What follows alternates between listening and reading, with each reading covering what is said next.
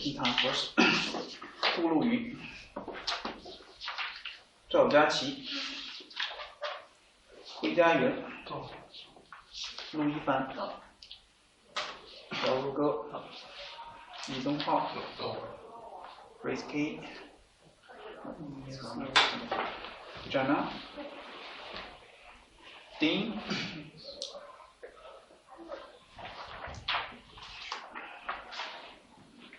Suna, Alexei,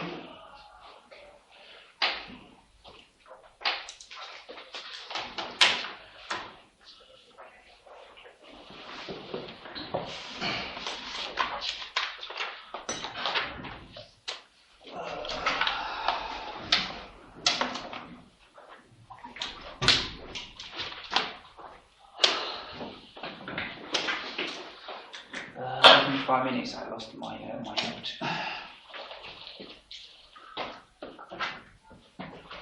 5 minutes.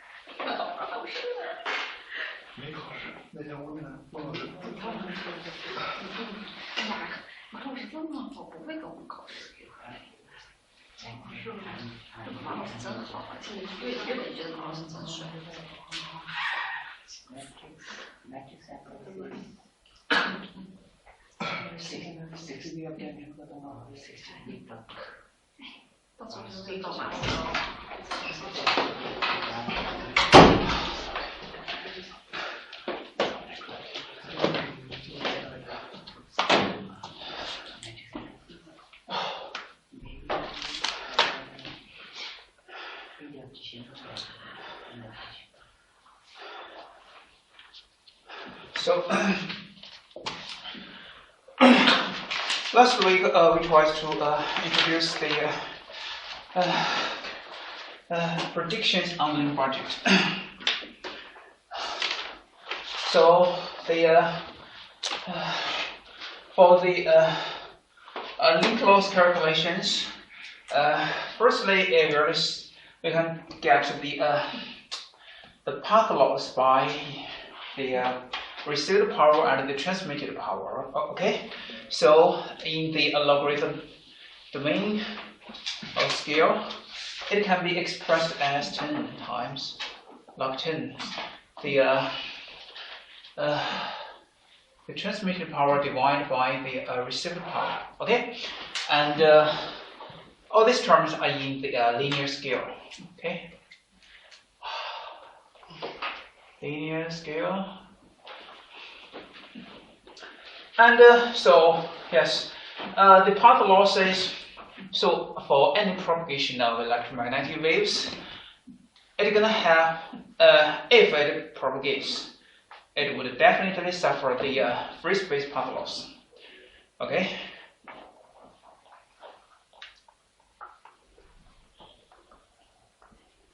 Path loss. Free space path loss. Okay. And it can be expressed as constant definitions, all right, or conductions on that one. So there is also another one, and it can be expressed as the free space path loss. We usually use the air free space or air free space path loss, something like this one. So air free space plus there is another term. It is called excess loss.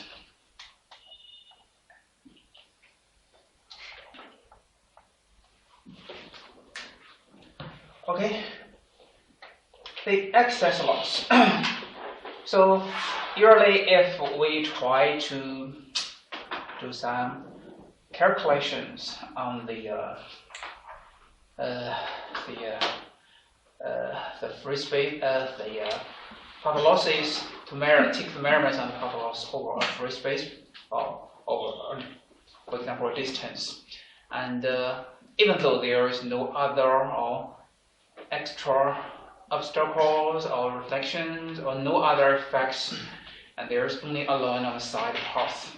And when we try to take or to simulate this link length, it's a link loss, usually there is a discrepancy, right? So this discrepancy may be due to the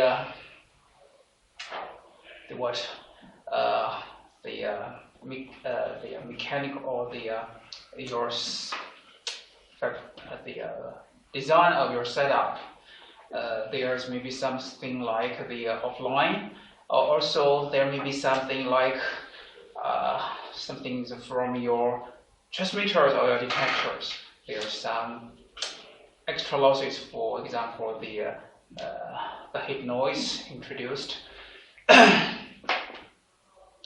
also something like your environment. There's maybe some oscillations or some movements that you did not monitor, and all these things are gonna lead to an excess loss. So the excess loss is usually defined by the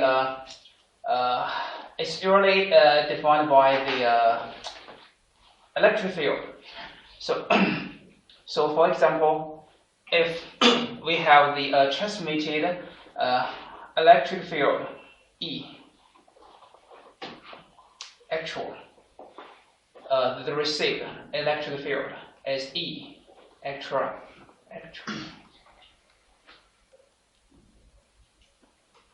And there is another electric field E node. Is this when in free space conditions?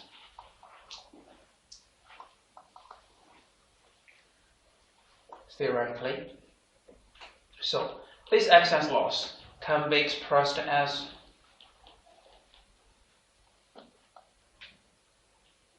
E over E node, or E node over E. Should in node or in, all right. So divided by the actual. And, so this one is log 10, all right, logarithm.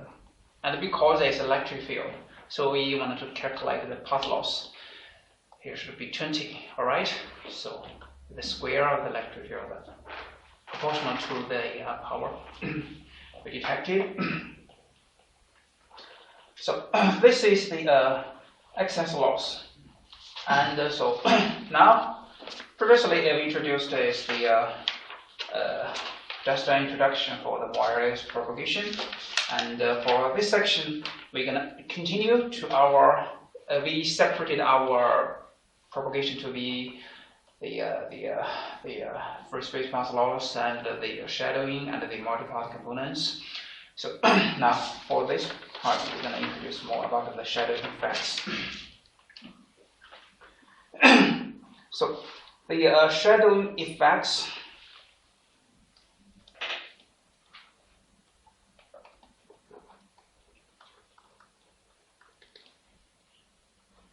The shadowing effects is usually caused by, for example, some, it can be regarded as, for example, the slow variations, right? So for the free space path loss, sometimes we can regard it as very slow variation. So the received power for a slow variations can be including the variations, or it can be usually. Previously, we said that it's related to the distance from the transmitter to the receiver, like there's distance d. So we can calculate that by for the free space path loss, right? A constant or a fixed equation. And so actually for the measurements, it can be difficult to obtain the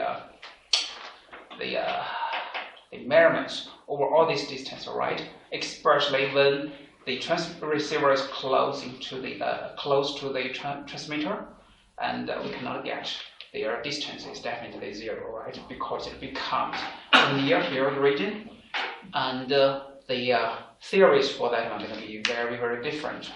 So for the channel modeling, we would only more concentrated on the far field region, and so the received power PD should be expressed as previously said the transmitted power, alright? The transmitted power minus the free space path loss, then minus something maybe excess loss, like this one, alright? But here, what we're gonna do is we change this part.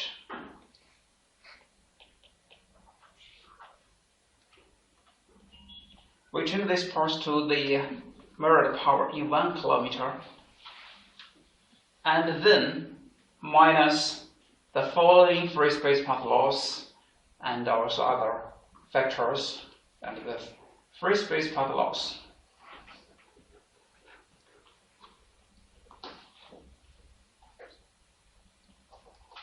comes to log 10.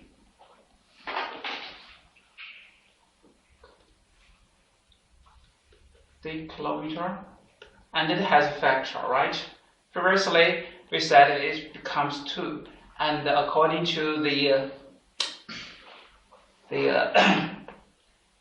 measurements, it can be modified to 4 approximately, and the parameter n is really depends on the terrain, right?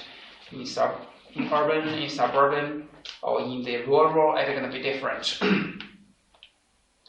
And also there is another factor.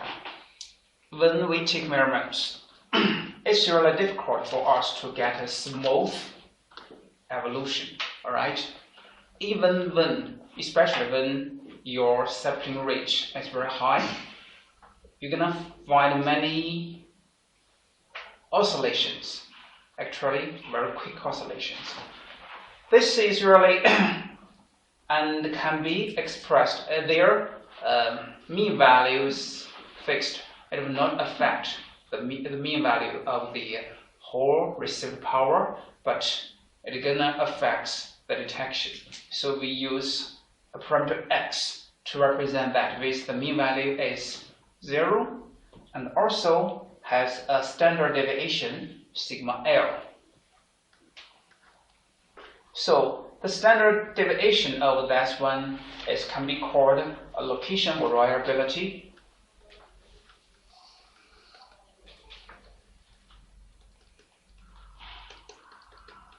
So location variability. So that means the value is going to depend on the location, right? So the propagation scene or the propagation scenario based on that. So here we set the reference point 1 kilometers away from the transmitter, and we check the measurements here. This one should be an exact one and can be very easily to be detected or to be obtained. For example, if for the indoor communications or in the near space or the near distance or the short distance scenarios, this one can be changed. For example, our whole system maybe is only 10 meters, and why I should use a reference point at 1 kilometer away, all right? So we can change it, for example, to be 1 meter. It can be 1 meter. It depends on the propagation distance, the actual, or it can be also the point at 10 meters. It does not matter. It's only you can determine that by the whole link distance or the channel distance. So now what we can do is, as we said that, if the location variability as mean value is 0, okay? So that means it will not affect the mean of the total receiving power. That means the average power, it can be expressed as only the first two terms, right? Minus n times 10 log 10 d kilometers, like that one. And so this is what we really do for simulations, actually, because if you wanted to simulate the location variability, it's really difficult, actually, and it needs a more precision, higher precision for your detection setup. So there are some empirical values on this term, so you can just find them from the ITU or the coast models, the commercial models, or the government determined models, actually. So based on this, then we can get the path loss is only determined by this one, 1 kilometer plus n times log 10 kilometer, okay? Like this one. And so this is a very basic equation to conduct 10 times 10, okay. A basic propagation loss calculation model. And so here, from this one, it's basic. So that means this is the main or the dominant mechanisms that included inside of it. And also we can see that we do not consider the parameters related to the antennas, right? So that means there's no antenna included inside of it. And so that means this equation is just for the isotopic antennas.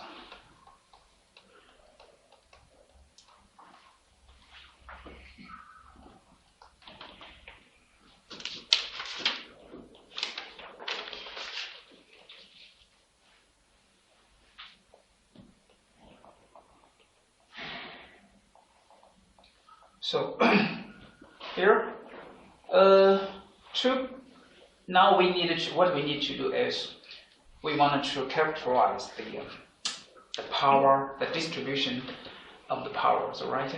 So that means we need some functions to characterize that. So the first thing that I wanted to introduce, I wanted to take a review of that is the names is central limit theory. So I think most of you have the memory of that, right? So if we get in a certain conditions, the arithmetic mean of a sufficiently large number of the iterations of independent random variables,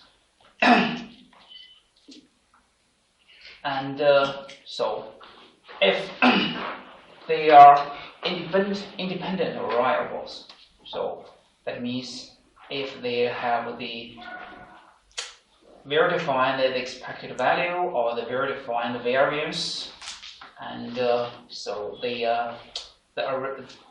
its values can be described approximately by a normal function, or we can say it is normally distributed. The first thing is in a certain condition,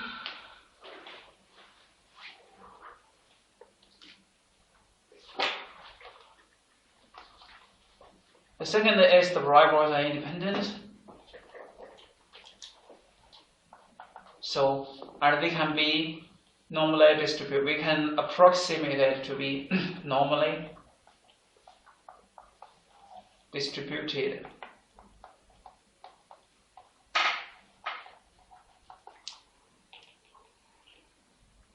So that means if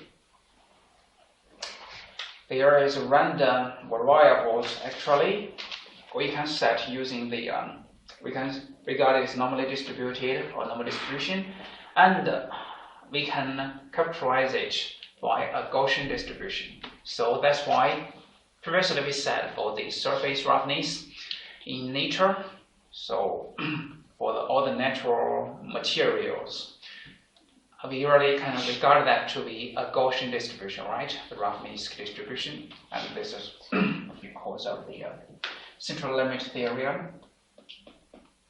So now, if we wanted to further to the characterize the shadowing effects, so the shadowing effects exist because there are obstacles, right? So when there is a guy or blocks the channel, or there is a building blocks that, or partially blocks that, something like that one, and the shadowing effect occurs. So if we wanted to consider the shadowing effects, for example, there is a building, windows. So if we have a transmitter at this side and the receiver at this side, okay?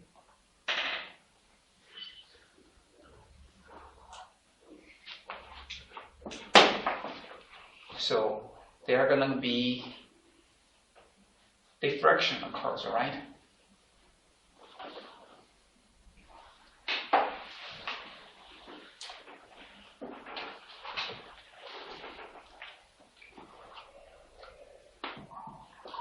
So there going to be a diffraction occurs, and so if we want to get a quantitative idea of the order of magnitude of the attenuation, the first or the most simple method or model, I think, all you should be familiar with that, right?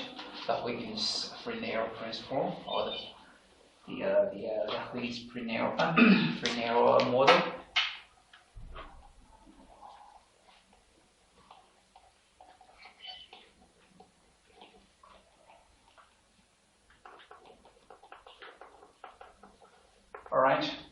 So it regards, for example, the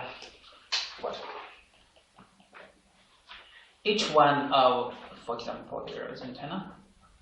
So each point of a phase front can be regarded as a new source, right? So each one gonna affects it is, and then which mode of forwards the propagation of the wavefront, and it becomes further, and all these together, right? And far away from that. This is regarded as there are many sources on each phase front of the electromagnetic wave, and that's why it's gonna radiate. And in this plane, all these wavefronts, the smaller wavefronts, gonna be added together, right? Then it becomes another phase front, a uniform phase front, like this one, and then it moves again, right? This one, many sources like this one. So that's now there is an equation or an expression to characterize this part. So, for example, if we have a transmitter, and it has, for example, it has power located. So there is, for example, an obstacle here. The obstacle is shaped, it's random shape. And we have a transmitter. And the transmitter with the transmitted power T. So we have a receiver. The receiver maybe is behind of this surface, and the transmitter is in front of the surface. So this point here. So now there they both have a straight line connection, but it's going to be blocked by the obstacle, right? So let me change the color.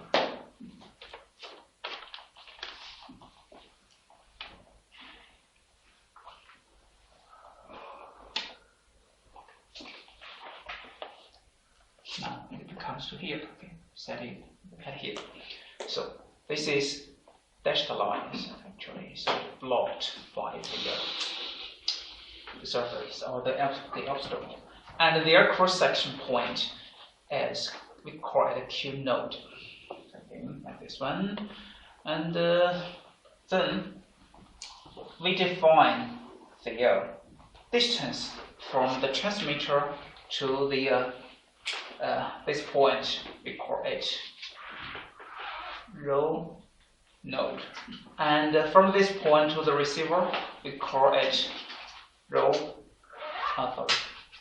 R node.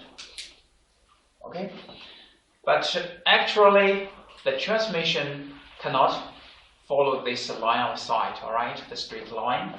It's gonna first diffract by the surface, by the edge of the surface of the object, and then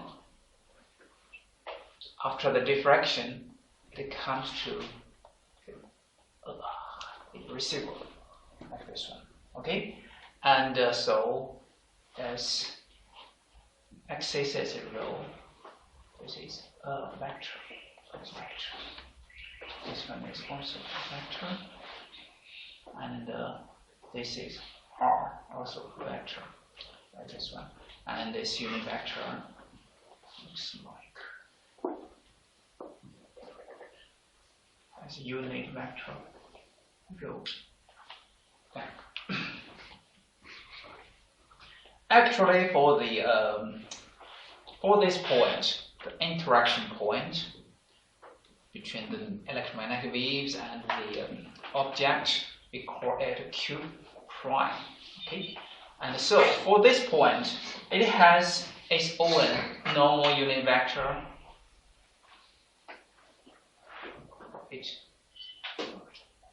And like this one.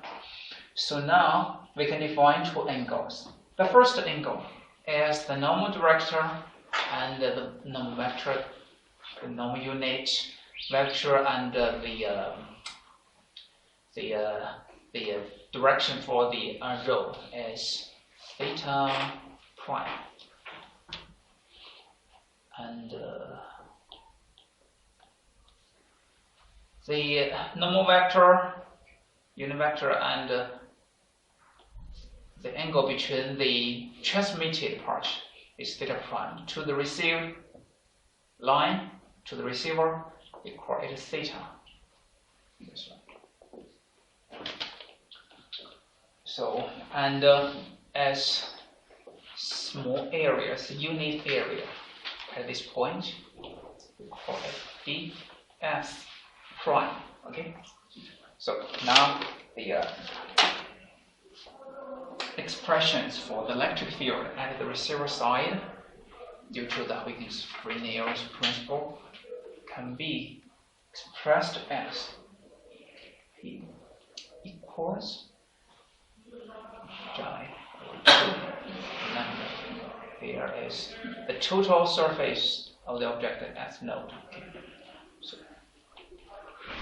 surface, the integration over the whole surface divided by I Q prime. Q. This is Q, not theta. Okay. Q prime. And the spherical wave, so R divided by EXP minus J K R. Okay. And cosine theta prime plus cosine theta df prime. The integration over the whole surface of the obstacle. And so here, EIQ prime, that means the we have many points stacked on the obstacle, and as irradiated electric field can be expressed by this line. So it propagates to the receiver, so according as a spherical wave, okay? And so we take the integration of that and consider the directions of that. So this is the total electric field for the this part. And also, how we can express the field at the Q prime point, okay? And that can be, it actually also as a spherical wave, right? Now the spherical wave is due to the transmitted antenna, okay? So this is the distance between them is rho.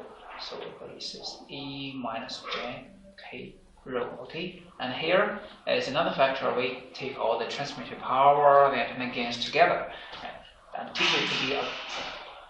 take it to be a constant, and we call it K. Is determined by the transmitted power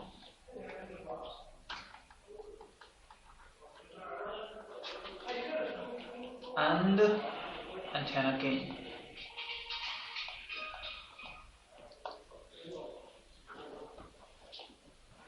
So now we're gonna, if we combine all of them together, we combine this one to here, substitute that one, and we can get the expressions for the total expression or the whole expressions for the electric field at the transmit receiver side.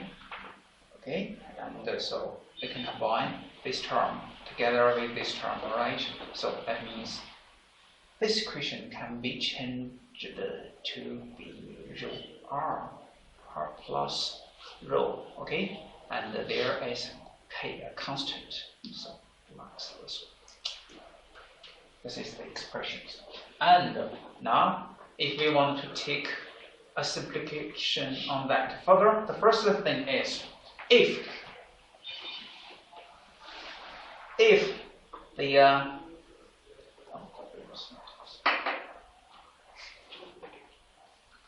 if our transmitter and our receiver is very far away to the obstacle, so that means this line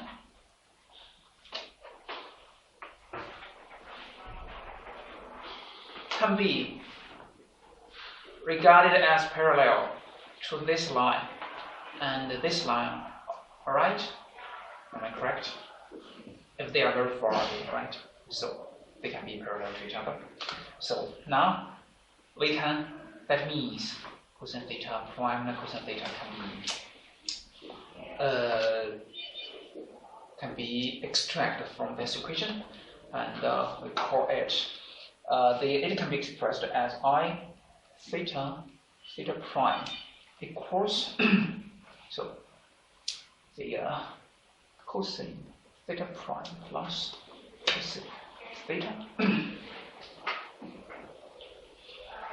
and that's not enough, and also divided by 2. So it has its own name, its inclination factor.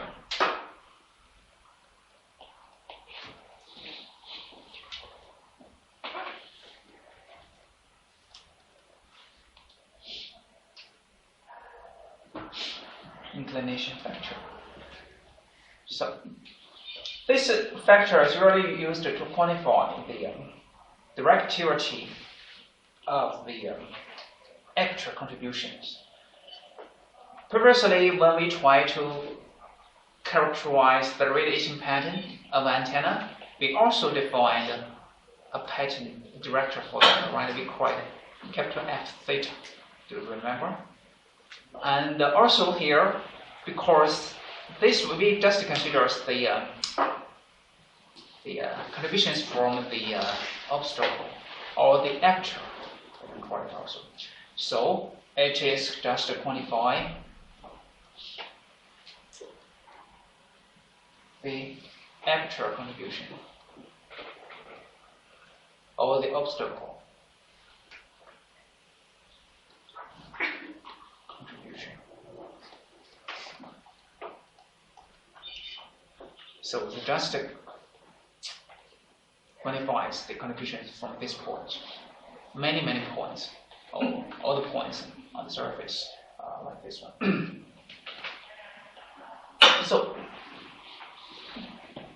now, if we consider that we do not consider the receiver side, we just consider the transmitter side, we set the rho. It's much larger than the dimension of the surface, for example. Dimension of the surface. I just set such a frame to represent that. As notice is area, so I just set a square root of it to represent the dimension of it, because it has no fixed shape of that. So now that means theta prime can be regarded as how much? 0, right? So the I theta, the inclination factor, can only depends on the angle between the normal direction and the receiver side. So plus cosine theta. Also, further, if there is another, for example, if the dimension is much smaller than the R, much larger than the dimension of that one, and this term we would keep the value of theta, but we're gonna consider it to be a constant, so it purely can be considered as a constant. So that means this term can be extracted outside of integration, right? So then the expressions for the whole equation can be further simplified, and finally it becomes like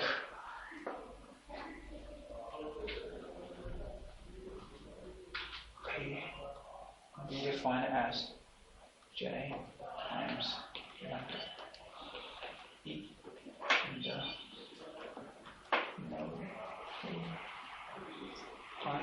theta. Duration on S node of D minus J and X prime 1 prime dx prime dy prime. So that means it changes a lot, right? So the first lesson is the EK node. So the E node P is related to the constant, all right, related to the transmitter side, and also the distance between D1 plus D2 divided by so the denominator is minus jk D1 plus D2. So what is D1 and D2 here? So because now we have the distance for the transmitter and receiver here. We put them in a Cartesian coordinate system. So D1 and D2 means their shadows on the theta axis from the transmitter of D1 and the receiver of D2. So now what I want to do is I would add the Cartesian coordinate systems onto this plot. So I'm gonna replot it.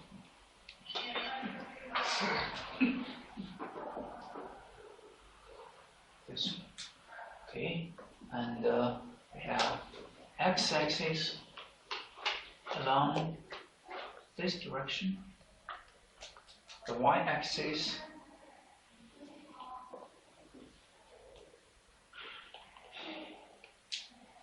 and here is the beta axis. Okay.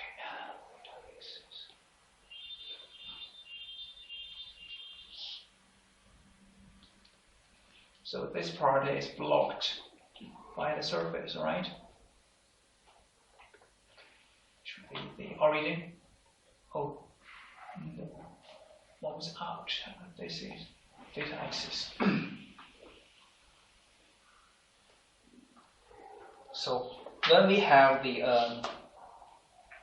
transmitter this side, and we have the receiver, for example, this side, and so the transmitter it again is shadowed on the theta axis. We can call it D1. So first we take it along the y-axis, and then along the x-axis. So this is theta 1. This distance is D1, and this side also the same thing. We take first as along the y-axis, and then along the x-axis. So this is theta 2. And the shadow is D2.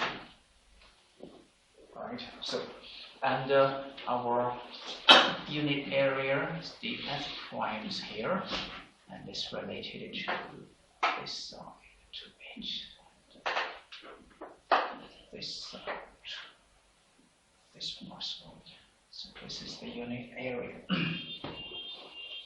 So and there is another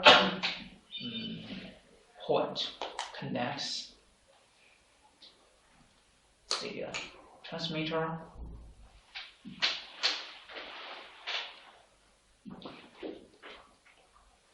to the receiver, and the cross point called Q node. All right. So now this is rho node, R node, and rho and R. All right. So the expression is now for if we consider the distance D1 and D2. So the first thing is we should take short review on the first linear zone.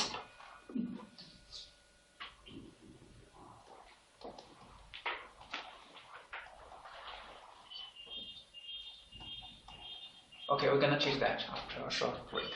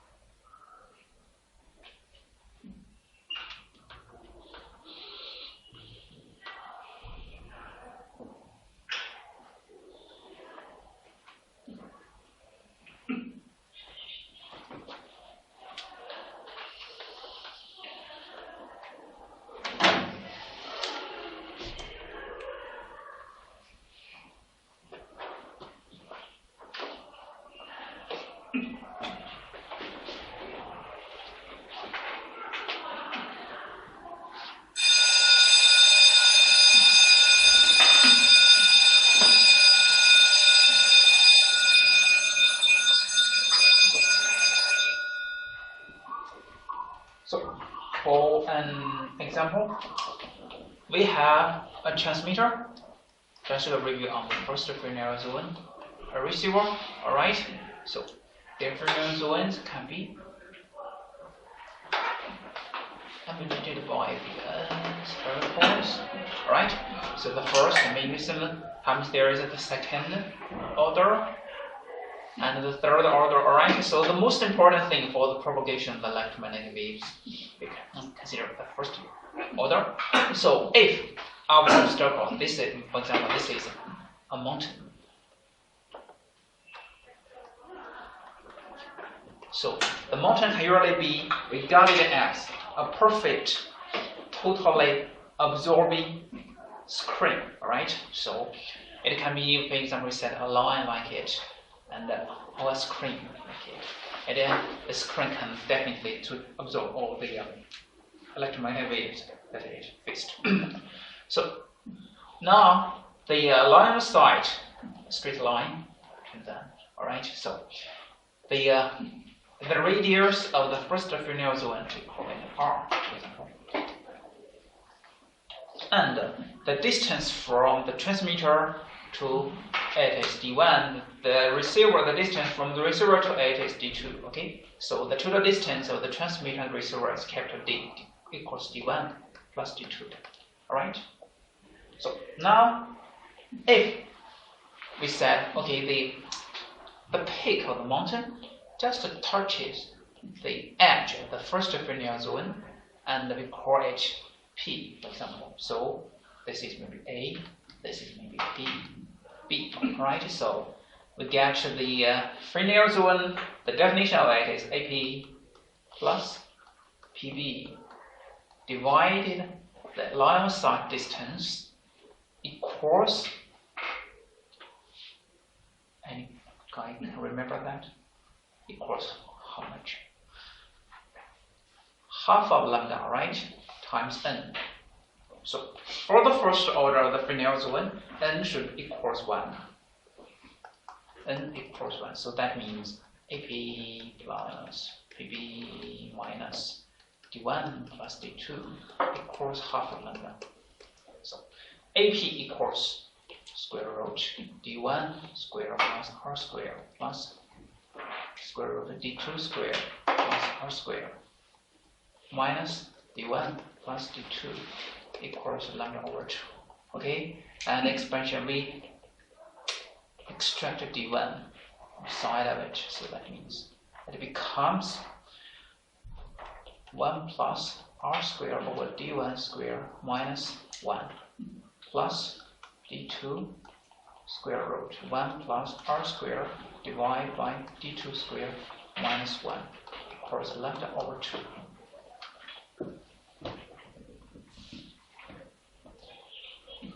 So further, we take the extractions, for example.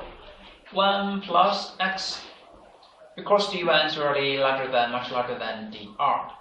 Okay, and D2 is much larger than r, the radius. So that means this term, the x, is much smaller than 1. So it can be expanded as 1 plus x over 2, alright?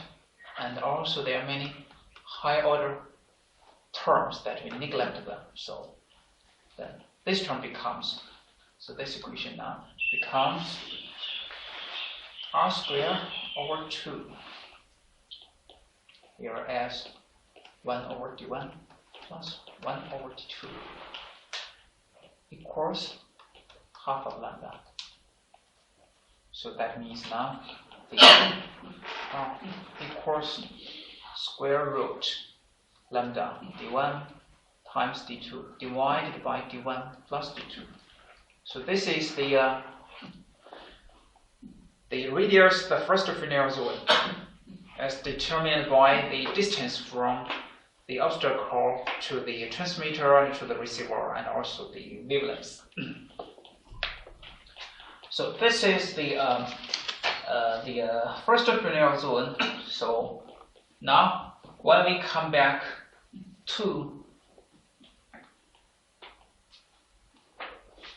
this equation, so it's related to the distance between the transmitter and the receiver, and we have a factor Fe all right? Fe as it is called equivalent focal length. It can be expressed as d1 times d2 divided by d1 plus d2. We use this term to express that. We extract the lambda part. So now the lambda times Fe, it becomes lambda d1 d2 divided by d1 plus d2. All right. So we define this term to simplify the equation by for the Huygens-Fresnel's equation like this one. So what the fx prime and fy prime is? So the fx prime, fy prime, it can be expressed as 1 over 2 fe, and the x prime minus x node square, related this point and this point, plus y prime minus y node square. It's like this one. So this is the correlation between the cross point Q node and the random point on the surface of the oscilloscope. This one.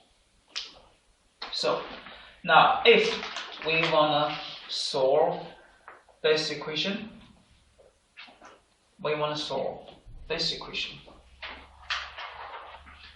So get the solution of H.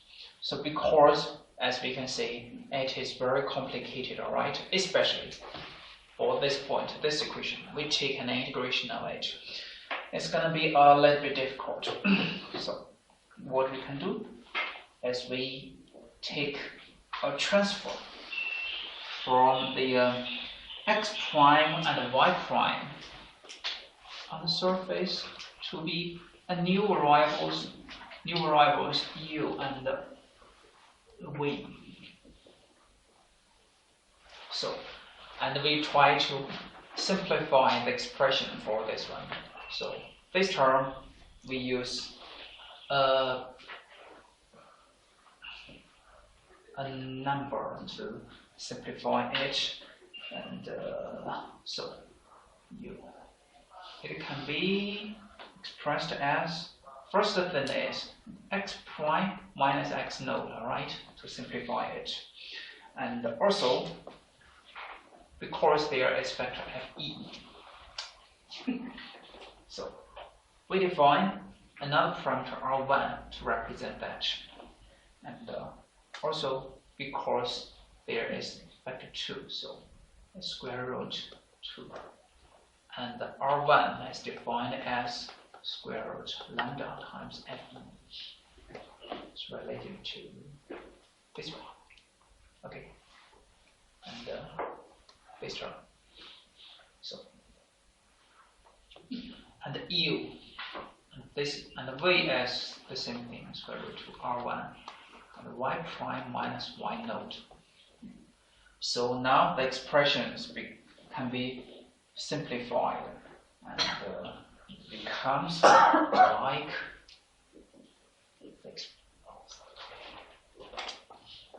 this one becomes the lambda times Fe is disappears, alright? So it's like this one. Node B square root. So we use the x prime, y prime, and f node related to a node, the area expressed by the u and v. This is x prime, the y prime, and so this term becomes minus j 5 over 2 u square plus v square du dv. So it is simplified by this equation by the transferring from the x prime y prime to a new domain a u and v.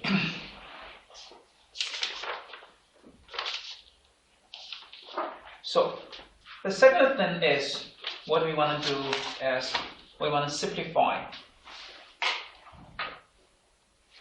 this term together with this term to be another factor fd u v like this way. So it becomes E node P times fd u and v. So it's perfectly simplified. And this is for a random shape for the if the obstacle has a random shape, and with this term, it can be expressed as the electric field generated from the cross point and times another factor. This factor has a name called a Fresnel diffraction factor. Diffraction factor. So the multiplication of the both terms. So this is just as we said, as a random shape. If usually we consider this, for example, for the urban areas, all the obstacles usually it's buildings, right? So they have maybe a rectangular shape sometimes, right? The windows, the buildings, the doors, right? So we can mold or transfer the expressions to be a rectangular aperture. So rectangular aperture. So for a rectangular aperture, if we express it in a Cartesian coordinate system and express it like this is x-axis, this is y-axis, and this axis enters out from the surface. So our obstacle or the aperture of the obstacle. See, obstacle can be guided as the first we said maybe it as a window, for example, like this one, like this one, like this one. Okay, and the transmission of this part. This is a window. Okay, and all the areas. Obstacle to block only the windows and something that can let the electromagnetic waves propagate through it. And so we set the distance or the position of this part is, for example, W1 and this is W2, the width, the height. So this side H1 and this side is H2. And the random point is Q point. Here's a Q point here. And so now in this time, it becomes very common, right? So this we can definitely easily get the its shadows on the x and y axis and the whole surface is yes. Okay. So now what we can do is the x prime, it has the axis x prime and the y prime, okay? And the x prime should be larger than W1, all right? Smaller than W2, all right? In this area, all right? The transparency area, it becomes like this one. And also the y-axis dimensions larger than H1, smaller than H2. These expressions, all right? So then if we have a race transmitter behind of the window, transmitter, we can add P1, okay? And the receiver is in front of the window, receiver, okay? So a straight line, the straight line maybe is like this.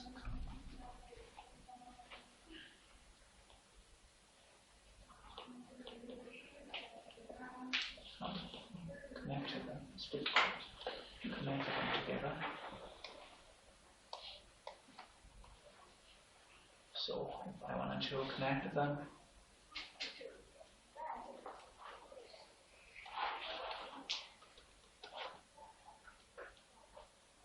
this one. Okay. So this is the point of Q node. It has dimensions X node and Y node.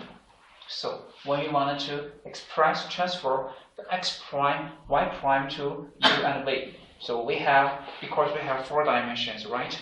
The first dimension is related to this side. So as U1 can be expressed as R1 divided by R1 square root X prime. So previously X prime minus the X node, right? Prime minus X node. But here, because we just consider the exact part, the shadow of this window, so its length is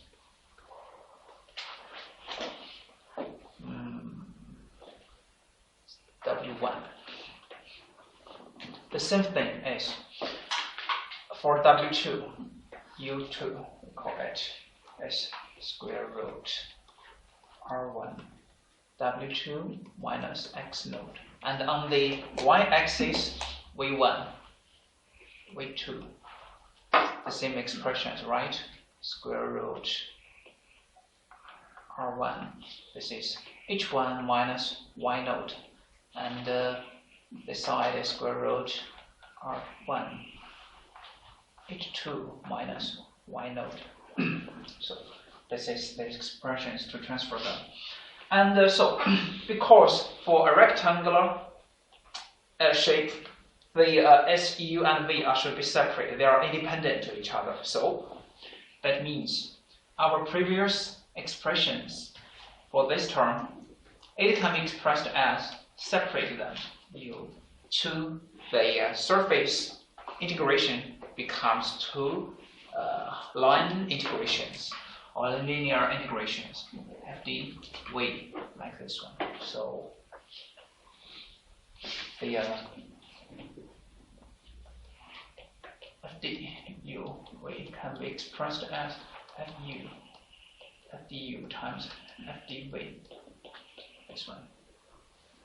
And so if we separate them, and then it's half J times the integration on the U, and it becomes E minus J 2 pi U square, all right, times J over 2 V, so E minus J pi over 2 V square dV. So, are you familiar with these 2 equations, these 2 terms?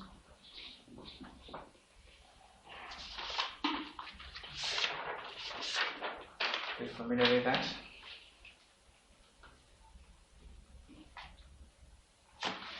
So let's just take one of it. Just take this term maybe. So this term, J over 2 U E minus J pi over 2 U square du. It can be expressed as J over 2 and inside of it, so it's cosine half pi U square minus J sin half pi U square, right? Am I correct? Du. Right?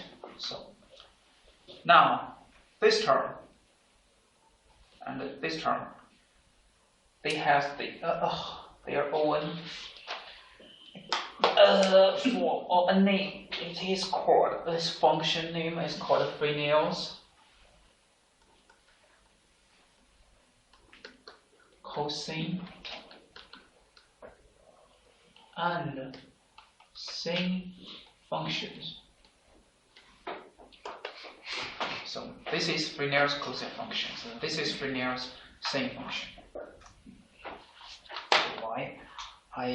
They have as own name because because it's gonna have its own expressions for that one. So for the cosine Fresnel's cosine function, it's defined as Cx equals 0 to x cosine half pi, for example, tau squared d tau. This is cosine function. It can be simplified to capital Cx. The Fresnel sine function 0 to x and is sine half pi tau squared d tau. It can be expressed by a Cs function x. So based on this, we can simplify the expressions of this term, alright? So it can be further simplified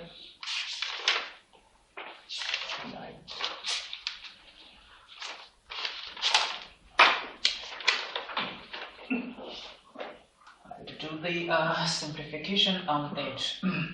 So now, for us, if we have the FD and U and FDV, we said it follows the U and follows V, alright? So U means it changes from U1 to U2, alright?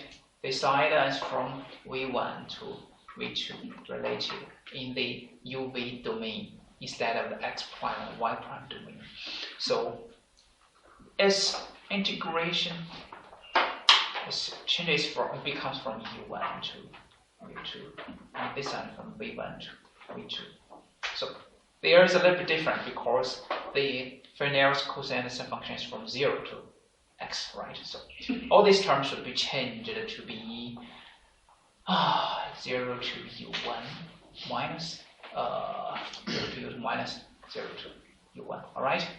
This term change to this one, alright? And this term change it to be 0 to V2 minus V2 minus 0 to V1. So we have a long expressions, but simplified by the Fresnel's sine cosine functions by that. So, and there are several characteristics for this term. So, for example, if, so we have the expressions for these two terms, we have the some characteristics, basic characteristics for these two functions. So the first one is change the color, change the page. So the Cx, let me write it again, 0 to x cosine pi over 2 tau squared as x equals 0 to x sin pi over 2x squared tau squared d. So the first thing is, if x equals infinity, it becomes how much?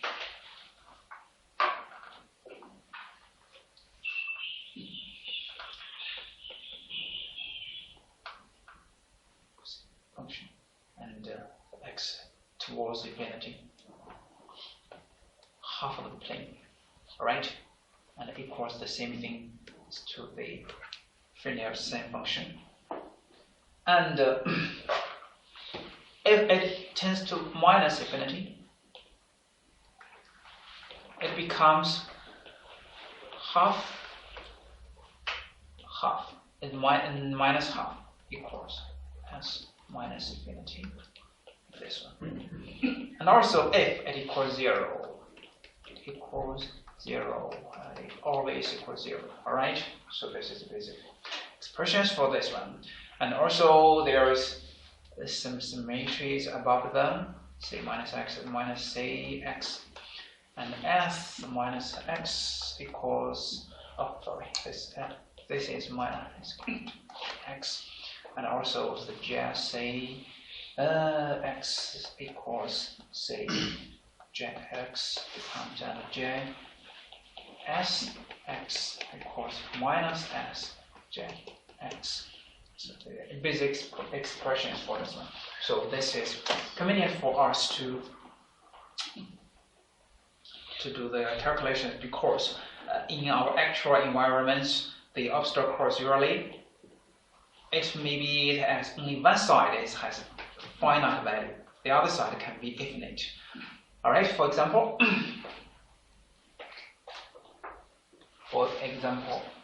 the example is we have a building. For example,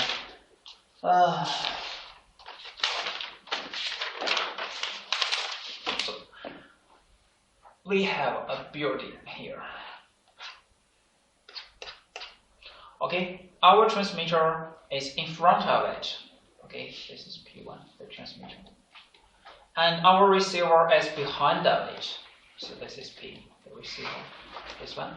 So if we connect a straight line between them, it's gonna be blocked by the building, alright? So blocked by it. This point.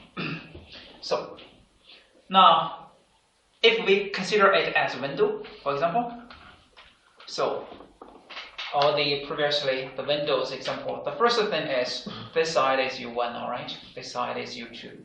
So they have finite values, right? This side is V2. It has finite values, but for this side, V1, because it's sits on ground, right?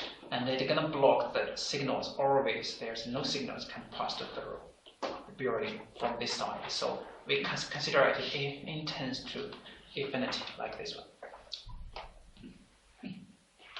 So for example, if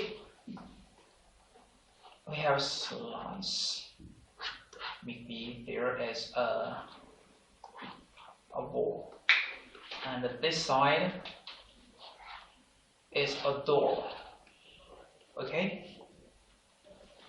And so this is maybe this side is the roof, this side is the ground, okay? And we have a link transmit from outside of the room and enters from the slice. So the U1, U2, V1, and V2, something like this. They have the exact values, right? If there is maybe a room, it has no roof, so there's no roof. Then that means V1, it is gonna change to infinity, like this one. So our basic calculations of the characteristics for these things gonna be used for the calculations. So now we consider there as a mountain, for example, or a wall. So according to this configuration, so I'm gonna erase this part.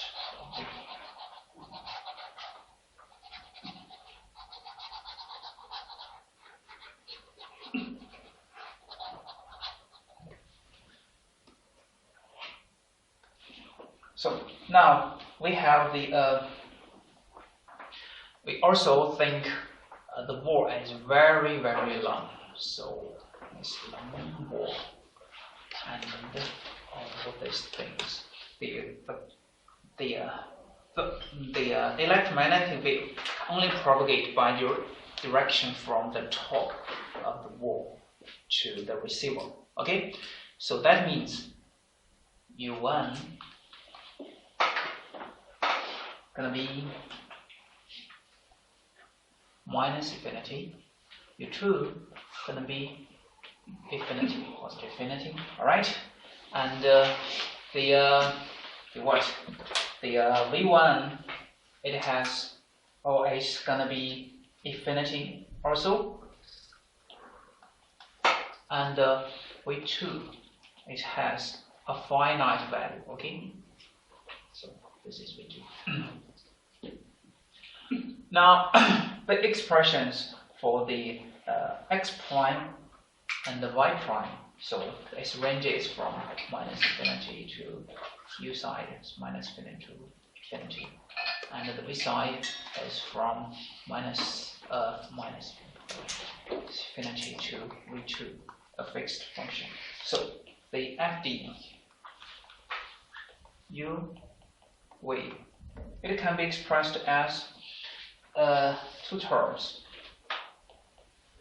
All right, the first term is for the fdu.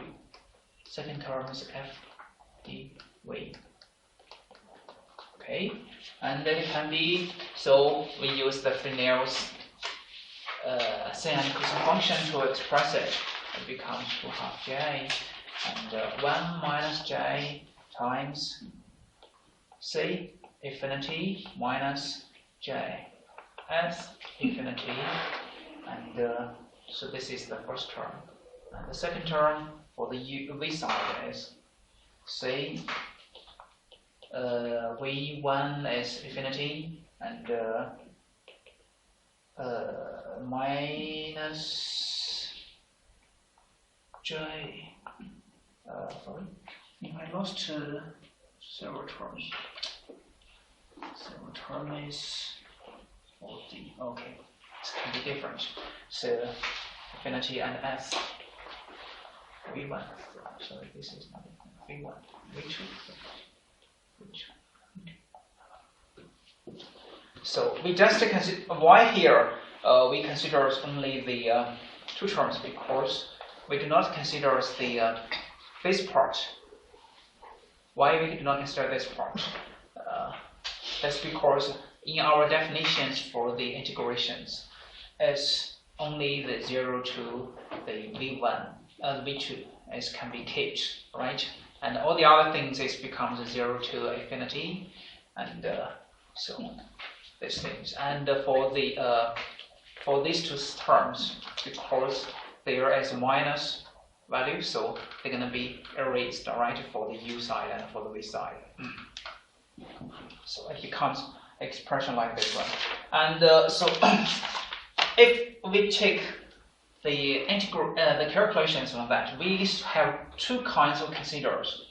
The first one is, for example, if we have two conditions, so this is x, this is y. Maybe we have x, y. The first thing is the wall. As maybe, for example, our wall is like this one.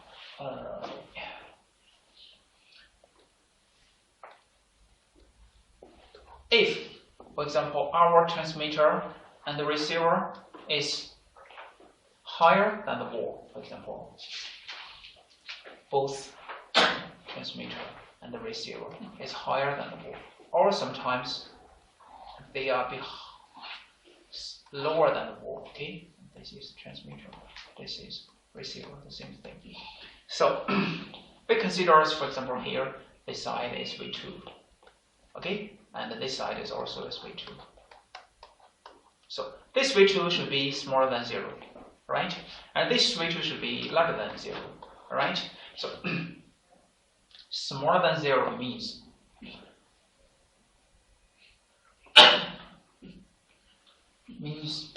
the receiver can always be illuminated by the transmitter, all right? So we call this area as illuminated area. And this side is, it blocks it, so we can call it a shadowed area.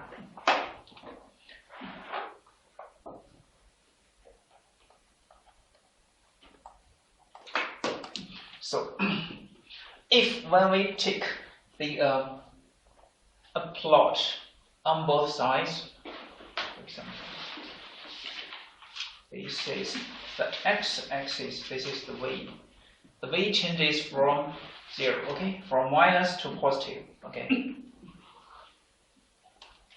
This side also the same thing. V changes from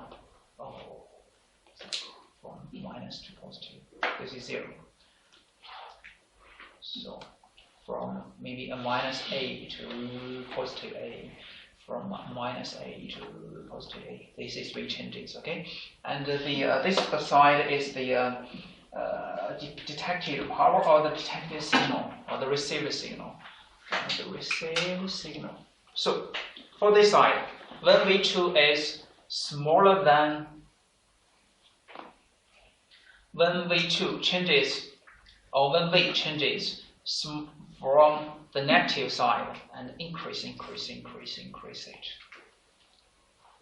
along this direction. So when it reaches to the same height with the wall, that means it's gonna be, there would gonna be a what?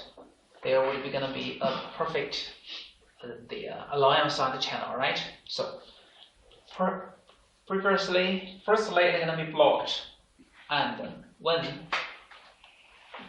blocked, but when the beam closer to the height of the wall, it reaches to the height of the wall. Maybe it's not here, this side. Okay.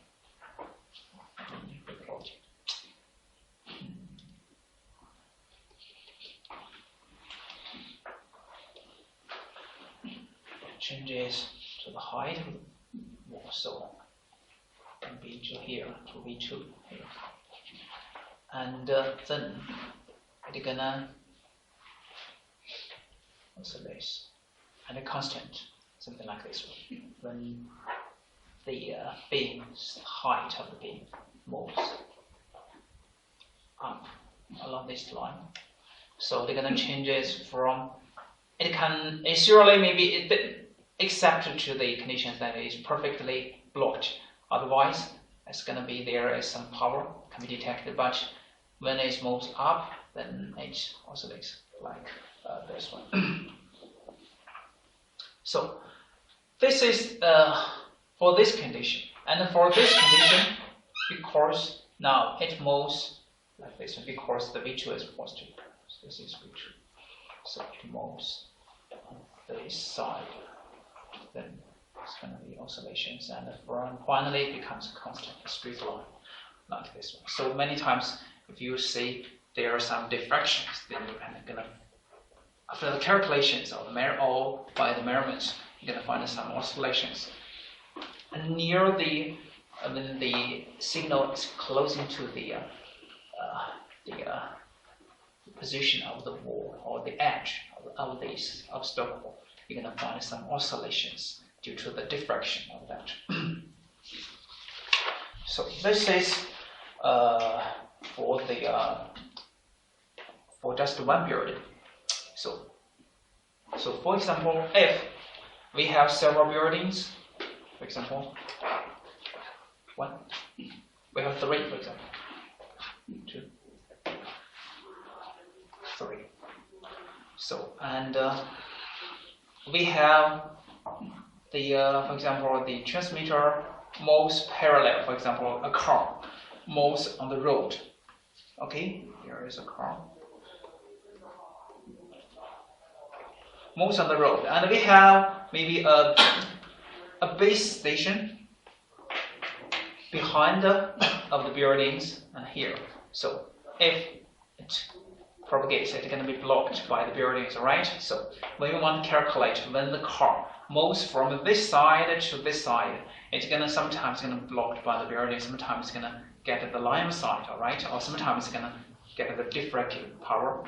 And so what we want to calculate here is what we need to define here is we just need to define the parameters for U and V, all right? So first thing, we should separate these scene into several parts. We have separated it to be several parts. For example, we set this area is area, for example, sigma 1. This area is sigma 2, sigma 3, sigma 4, sigma 5, sigma 6, and sigma 7. So for these areas, the first thing is we need to define It's the buildings. So for each area, we can set the expressions for its the UV, U and V, alright, the parameters as values or as units. So for example, the for the first side, so for this one, the this is, for example, we call it U1. U1. The first building called it U11, and so U11. That means it relates or it faces to this side. This is U11. This is U12, for example, and U11 is tends to infinity, right? And U12 it has a fixed value according to this is x-axis, and maybe this is U13, a fixed value, U14, a fixed value, U15, fixed value, U16, U17, and U18. So U18 is going to tend to a positive infinity. This is minus infinity. And for the height, this is H1, this is H12, right? So this is H21, this is H22. So if the buildings maybe they have different heights, so like this one, H22, like this one. And our expressions for the electric field is gonna be many terms related to the Fresnel's sine and cosine functions, and according to the calculations. So, for example, this is U, for example, and this is the EP. So it's gonna be firstly a constant power, and a little bit before that one, it's gonna be oscillations, reduced oscillations, and height turn here again, and it becomes like this one. Again, and like this one, again, something like this one. The electric field or the power and it follows like such curve or an evolution, and this three parts is due to the blockade by these three buildings, and it depends on, for example, the height of the building and the width of the buildings. Also depends on the elevation angle of this channel. For example, even though there are buildings, they're gonna block the signal from the base station to the mobile station or the mobile users. If we move the height of the base station, it's gonna be the blockade is gonna be reduced, right? So, for example, if it's gonna move height, the elevation angle increases. This blockade is gonna be reduced like this one and like this one. So you can consider the elevation angle inside of it for the calculations on this model. Okay, so this is the expressions for the shadowing effect. So here we just consider the obstacles have simple shapes. So if you consider the actual, maybe in the rural areas, the mountains, they have irregular shapes. So these models, you need to consider more factors inside of it. And so if here we consider the buildings as the elevator as to be the perfect absorbers, right? So they're gonna be definitely blocked. Sometimes maybe this obstacles, it has a transmission. They're gonna let the electromagnetic, they're gonna transmit through it. Then you need to consider the transmission of it and the refraction. Also, a diffraction of it. You don't consider reflection, diffraction of it. and also these things. Okay, so for next week we're gonna we just consider the shadow effect, and for next for Wednesday we're gonna introduce more about the multipath effects. Okay, so see you guys on Wednesday.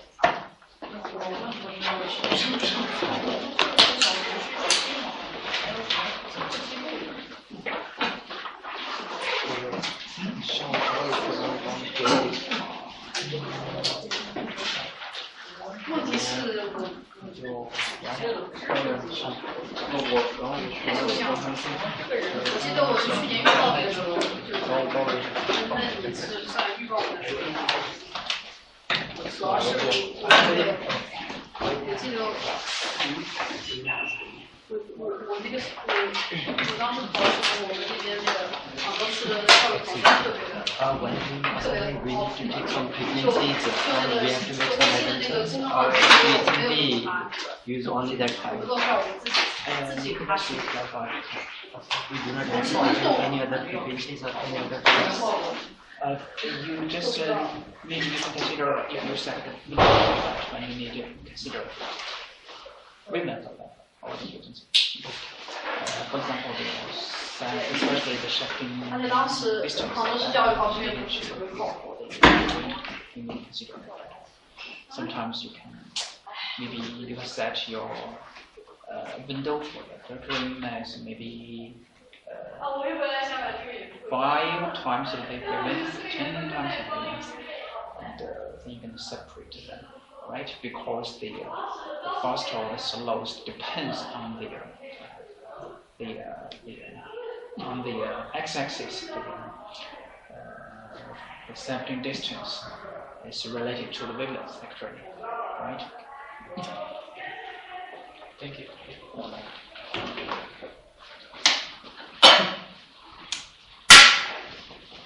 I have often like this. Am I going in the right direction or?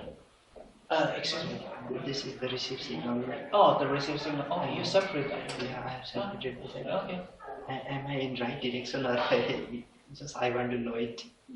Okay. I did it, but yeah, I think it's yeah. And you can zoom in and see the informations. Okay. Professor, I tried it, but my multipath is like this. What's the shadow effects? Oh, it's not the shadow effects. You should keep this information. I think you raised all the information, and I think you set your filter is too